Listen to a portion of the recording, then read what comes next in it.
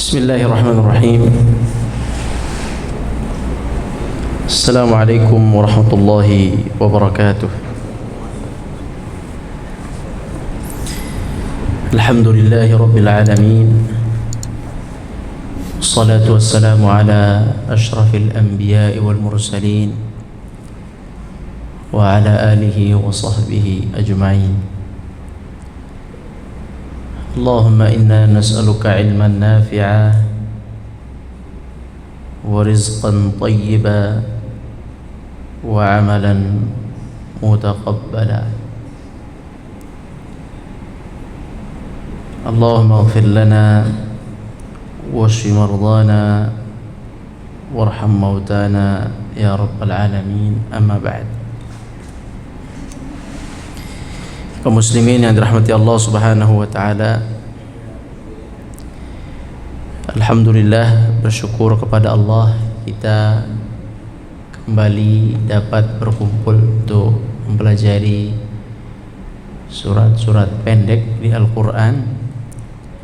Semoga Allah Subhanahu wa taala merahmati kita, meridai kita, dan memasukkan kita semua ke dalam surga firdausnya. Amin ya rabbal alamin. Hari ini insyaallah kita akan melanjutkan kepada surat yang baru, yaitu surat Al-Qari'ah.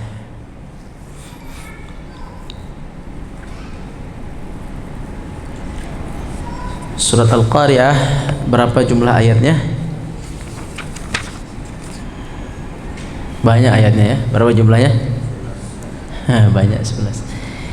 Al-Qari'ah, berapa huruf? Al-Qari'ah.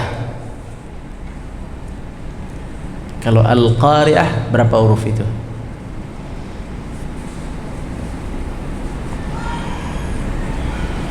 Satu, dua, tiga, empat, lima, enam, 7, ya, 7 huruf Al-Qari'ah.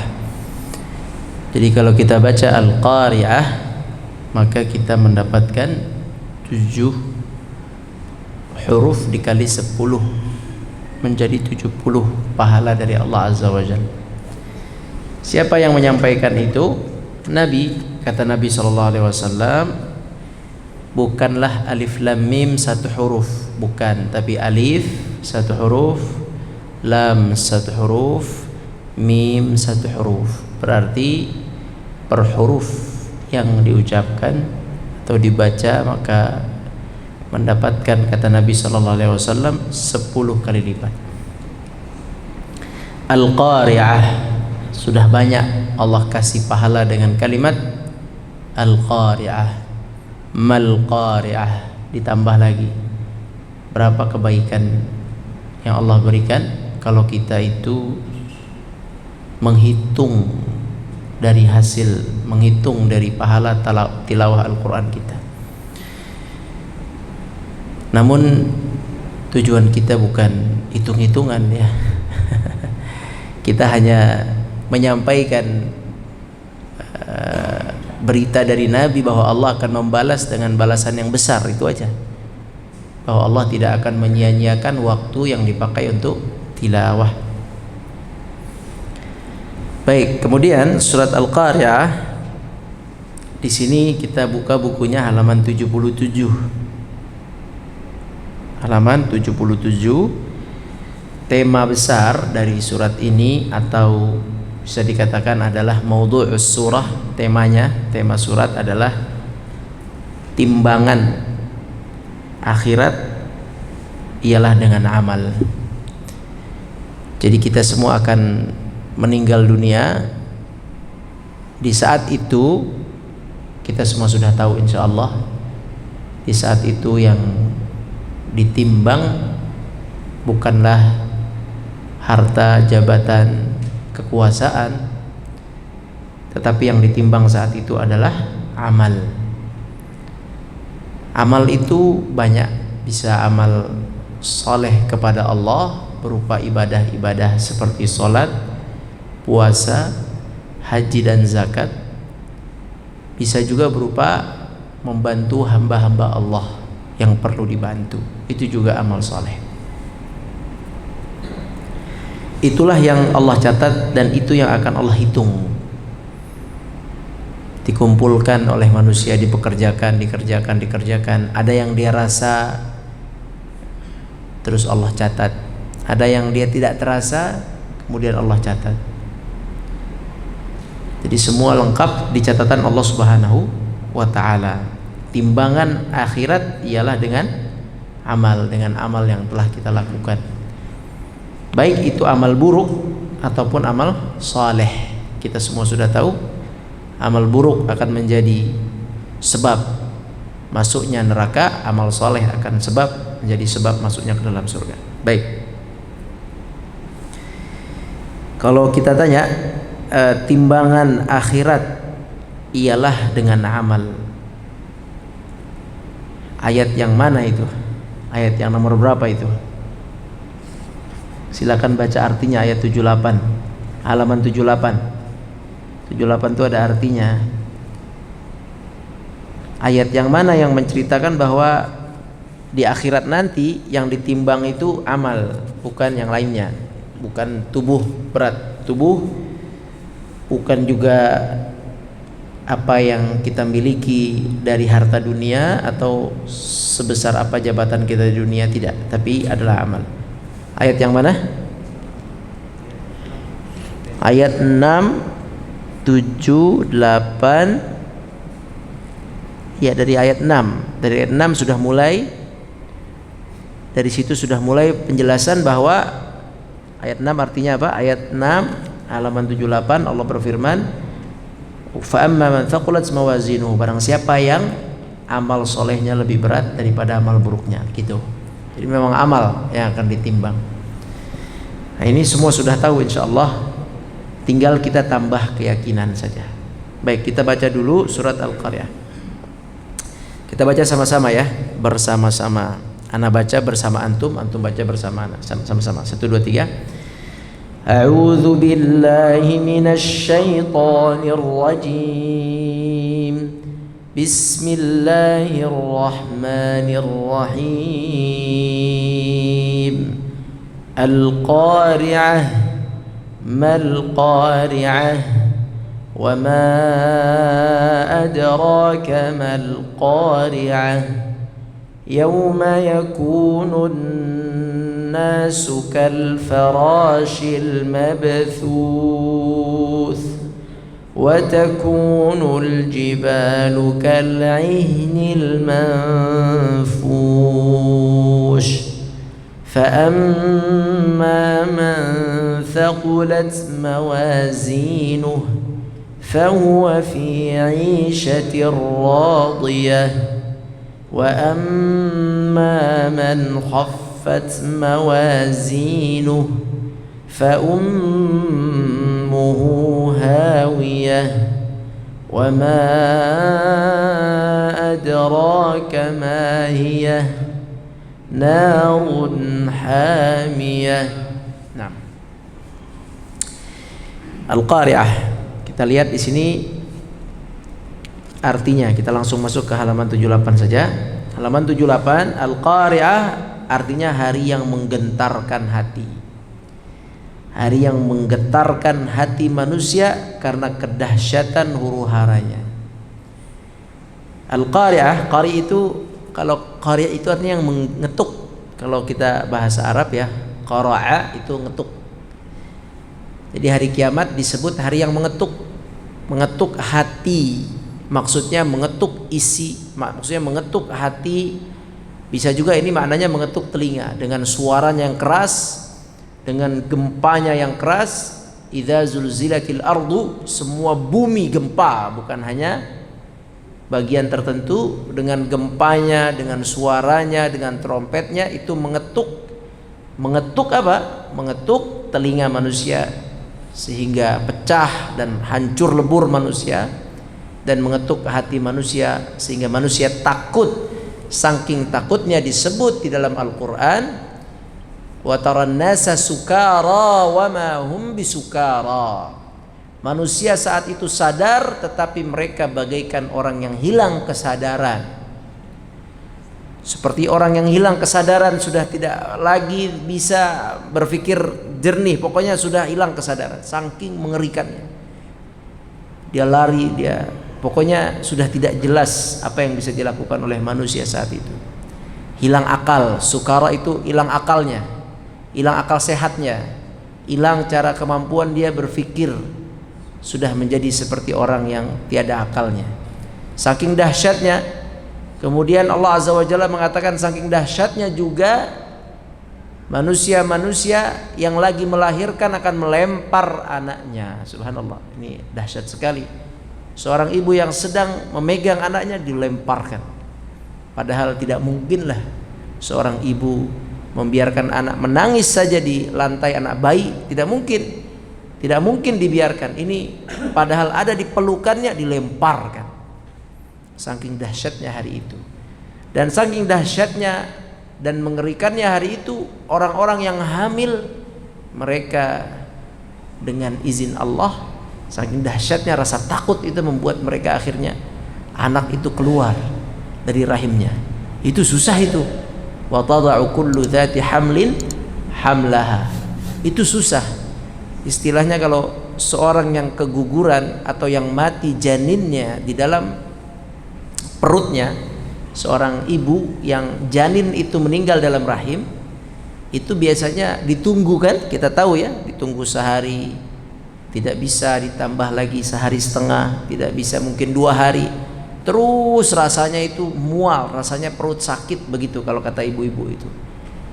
Ya, ditunggu, kalau bisa keluarnya alami kan begitu ya, keluarnya alami. Karena kalau disakit, kalau disedot itu sakit. Maka kalau bisa keluarnya alami, ditunggu. Itu begitu normalnya kalau manusia normal. Artinya manusia di dalam keadaan normal seperti itu. Tapi di situ di ayat surat Al-Hajj ya, kalau tidak salah disebutkan di situ bagaimana Allah Subhanahu wa taala menggambarkan saking mengerikannya bayi itu keluar begitu. Ini keluarnya pasti dari rahim sih ya, nggak mungkin pecah perutnya, kemungkinan dari rahim. Itu menunjukkan begitu dahsyatnya, ya itu dahsyat sekali itu anak keluar. Apakah itu respon dari ibunya atau respon dari sang bayi? Wallahu alam. Tapi begitu terjadinya.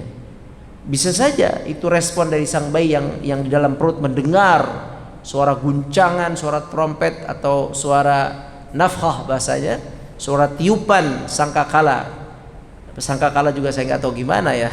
Tapi yang jelas bahasa Arab nafkhah, sebuah tiupan yang kata Nabi SAW yang ditiup itu bentuknya nanti seperti tanduk gitu. Nah, terjemahannya kita sebut sangkakala. Ana juga nggak pernah lihat sangkakala itu apa. Trompet itu ya pernah lihat trompet. Tapi yang jelas ditiup. Bunyinya bagaimana kita tidak tahu. Tapi bunyi itu memecahkan seluruh yang ada di muka bumi ini. Kecuali siapa? Israelnya sendiri tidak mati, semua mati hancur. Kemudian terakhir Allah matikan Israelnya, mati semuanya. Langit habis semuanya dengan satu tiupan. Berapa lama tiupannya? Wallahu alam. Hancurlah semua, berbenturan planet dengan planet. Kemudian langit itu meleleh, wa takunus samaa'u kal muhli. Al-muhli itu seperti lelehan timah. Jadi langit yang kita lihat ini ada awan, ada atmosfer, semua yang ada di langit ini yang kita lihat ini meleleh, dia bagai lelehan timah, jatuh ke bawah bagai lelehan timah, hancur lebur. Kemudian banyak hal yang disebutkan dalam Al-Quran. Kemudian laut mengeluarkan airnya gitu kan. Kemudian laut mengeluarkan api, dalam laut mengeluarkan api. Sujirat wa idzal biharu sujirat, api keluar dari laut. Kejadian yang mengerikan, sehingga saking mengerikannya tadi apa yang terjadi? Sang ibu dengan izin Allah keluar bayinya. Subhanallah. Itu gimana itu? Apakah ari-arinya sampai putus? Kita nggak tahu juga. Kalau keluar sampai ari-arinya putus itu dahsyat sekali. Tahu ari-ari ya? Sesuatu yang nempel itu di bayi. Kalau sampai ari-arinya putus itu tentu proses keluar yang dahsyat itu. Dahsyat karena hamil keluar. Wa tada'u yani keluar. Hamil melahirkan. Melahirkan. Lahirlah anak yang ada dalam kandungan langsung saat itu. Jadi kaum muslimin rahmati Allah Subhanahu wa taala disebut qari'ah tadi karena dia mengguncangkan, mengetuk, baik mengetuk telinga kita atau mengetuk perasaan hati kita sehingga muncul rasa takut yang mengerikan. Disebut al-qari'ah. Apa nama lain? Coba, apa nama lain dari kiamat? Nama-nama lain. Ada yang tahu? Selain Ustadz Alid. Ada al-qari'ah. Ada juga yang suka dibaca hari Jumat. Imam suka baca hari Jumat surat ada al-a'la, satu lagi surat al-ghasyiyah. Al-ghasyiyah. Ada lagi surat yang sering dibaca ibu-ibu, maghrib suka pada baca ibu-ibu, namanya al-waqi'ah. Itu juga sama, al-qari'ah, al-waqi'ah, al-ghasyiyah. Apa lagi? Al-qiyamah. Terus apa lagi? Iqtarabatis sa'ah. Surat apa tuh? Al-Qamar ya. Surat Al-Qamar, iqtarabatis sa'atu wansyaqqal qamar. As-sa'ah. As-sa'ah. Jadi banyak informasi tentang nama-nama hari kiamat, dan setiap nama punya ciri arti. Ada lagi namanya Al-Hasyr. Ada lagi namanya Al-Haqqatu mal-Haqqah. Kenapa hari kiamat disebut Al-Haqqah? Karena dia akan mengungkap seluruh yang hak. Yang hak, yang benar diungkap di hari kiamat, dan yang batil juga diungkap. Al-Haqqah, kebenaran akan terungkap saat itu. Fi yaumil qiyamah, hari kiamat. Maka disebut Al-Haqqah. Jadi setiap nama ada nilai khususnya. Al-Qari'ah disebut Al-Qari'ah karena mengetuk tadi.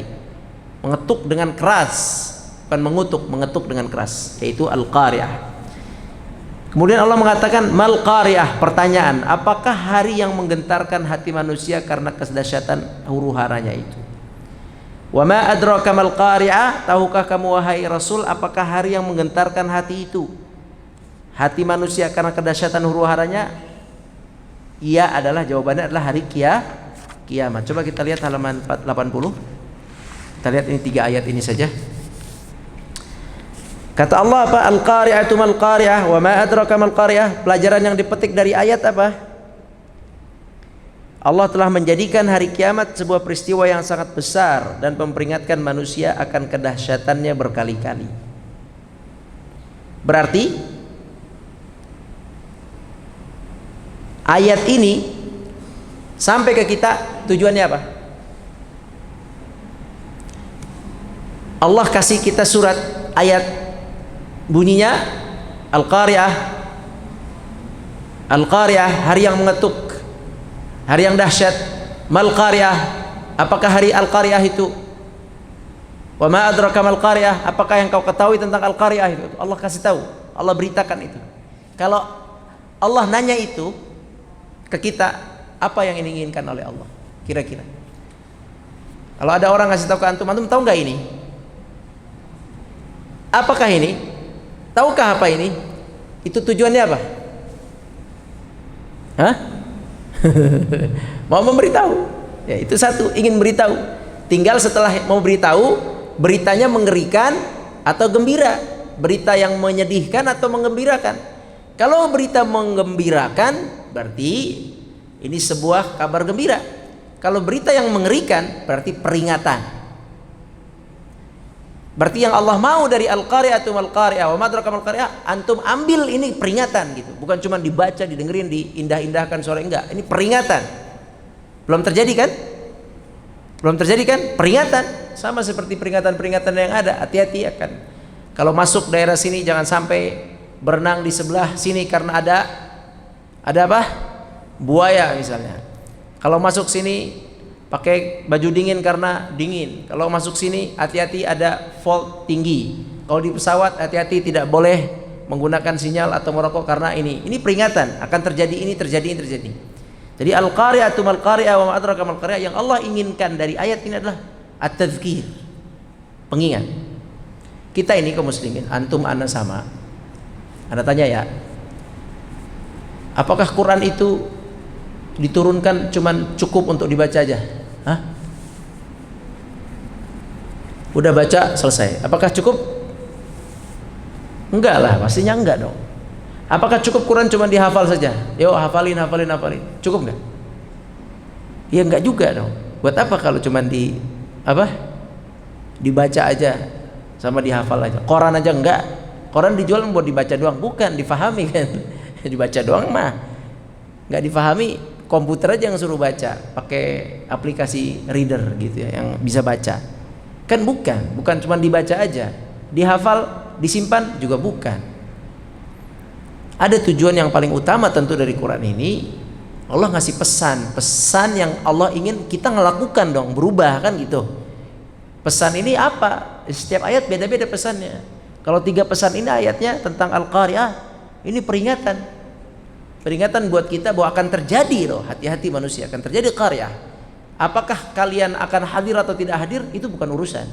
Mungkin kita tidak hadir, tapi poinnya bukan masalah kita hadir. Nanti kita lihat di sini. Poinnya bukan hadir, poinnya itu ada di ayat berapa tadi? Yang mana? Yang 6 tadi. Yang timbangan akhirat itu. Ini peringatan. Akan terjadi. Ya, akan terjadi, disebutkan oleh Allah Azza wa Jalla, manusia akan berterbangan menjadi seperti Farash itu bisa artinya anak belalang atau laron. Ya intinya manusia itu akan berterbangan saking hancurnya dunia ini bergoyangan. Ya ini bergetar, berguncang. Bagaimana lagi kita akan duduk di atas tanah ini? Nggak bisa, gravitasinya rusak. Kita udah kayak laron yang terbang, nggak jelas, berantakan, atau anak belalang. 2 ini yang ada di ahli tafsir. Karena anak belalang kalau rame, belalang tuh terbangnya, loncatnya tuh nggak karuan, tak gitu. Sama juga laron juga sama, nggak terarah 2 itu. Nah antara itu berantakan, larinya antara 2 itu berantakan, sana sini. Itu belalang bisa jalan nggak? Bisa ya, maju. Bisa jalan dikit-dikit. Apa dia cuma bisa loncat? Atau belum cek juga. Ya, yang jelas berantakan. Pada hari itu terjadi berantakan, kemudian hancur lebur di sini, gunung-gunung menjadi seperti bulu-bulu yang ditiup. yakni hancur seperti kapas lah kalau kita istilahnya. Gunung lah, ada gunung batu, ada gunung tanah, ada gunung pohon, hancur semua jadi kapas. Nah, poin dari ayat ini adalah Allah kasih peringatan buat antum, buat kita. Allah ngasih informasi, ini peringatan wahai manusia, ingat akan terjadi ini. Anda hadir atau enggak hadir itu enggak urusan. Itu enggak urusan. Ya. Sama dengan Maryam alaihissalam. Maryam itu dikasih tahu sama Allah, nih coba lihat nih. Sedikit anak lenceng dikit. Atau belok sedikit. Maryam alaihissalam nanti rame nih tanggal 20 tanggal Desember. Maryam alaihissalam itu dikasih tahu sama Allah bahwa akan punya anak namanya Isa bin Maryam yang nanti akan menjadi wajihan fid dunya wal akhirah, akan jadi orang yang terkenal, terkemuka di dunia dan di akhirat. Oke? Itu beritanya. Anaknya belum ada nih, janinnya belum ada. Tapi Allah sudah kabarkan, innallaha yubashshiruki bi kalimatin minhu ismuhu Isa bin Maryam wajihan. Ini nanti nih anak jadi terkenal di dunia, fid dunya wa fil akhirah. Itu janji Allah. Oke? Terus yang kita tahu, yang disaksikan oleh orang-orang yang hidup saat itu, sepertinya ibunya masih hidup saat itu, Maryam alaihissalam. Yang kita tahu ceritanya Nabi Isa itu dibunuh, ya enggak? Kalau dibunuh nggak keren dong. Katanya jadi orang, ya enggak? Gitu. Katanya jadi orang apa? Wajihan, yang akan mulia. Kok malah dibunuh? Yang mulia harusnya kayak Sulaiman dong, kan gitu kan? Itu kan otak kita. Itu kan umur kita melihatnya saat itu Isa itu dibunuh kan gitu. Ya kan, orang yang hadir saat itu semua menganggap itu Isa, nggak ada yang tahu. Sampai Allah beritakan bahwa itu bukan Isa, baru kita tahu itu bukan Isa, kan gitu kan. Jadi cerita istilahnya nih, berarti kan Allah janjikan, Allah beritakan bahwasanya akan terkemuka. Kok mati?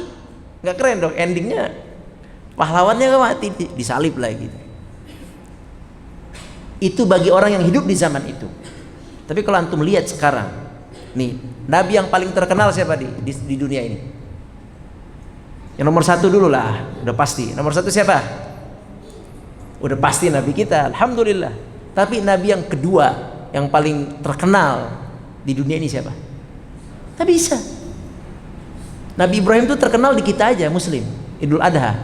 Tapi kalau antum lihat sedunia ini, Nabi Isa itu kalau istilah polling nomor 2. Anda nggak tahu, ada nggak di buku yang 100 itu, 100 tokoh berpengaruh di dunia, Nabi Isa nomor berapa di situ?